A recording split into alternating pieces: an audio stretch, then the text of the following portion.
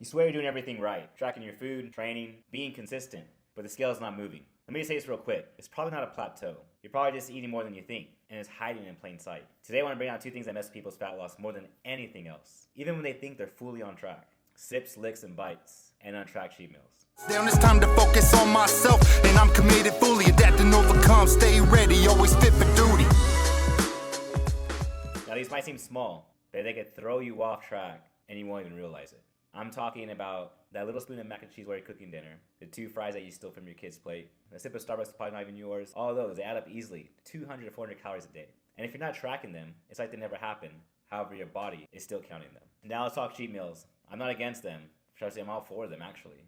But if you're not honest with how you approach the cheat meal, they will ruin your progress. One cheat meal could turn into a cheat day, into drinks, appetizers, dessert. That's like a 2,000 calorie meal easily.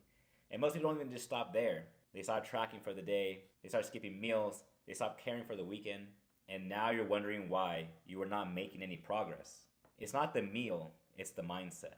You see, you could be eating in a deficit throughout the whole week.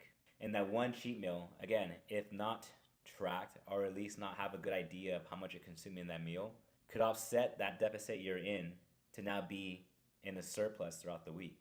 So what you were thinking you're probably in a 400 calorie, 500 calorie deficit for the week, that one cheat meal added up all together, now this puts you into a surplus, and then now you're probably either gaining weight or maintaining weight.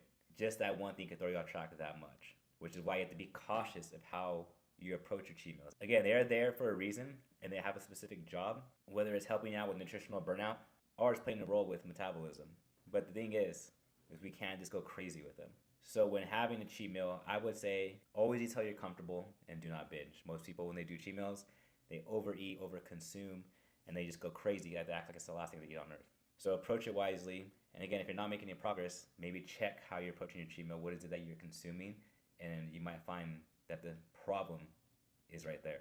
Now here's the fix. Track something. Even if it's not perfect, guesstimate it.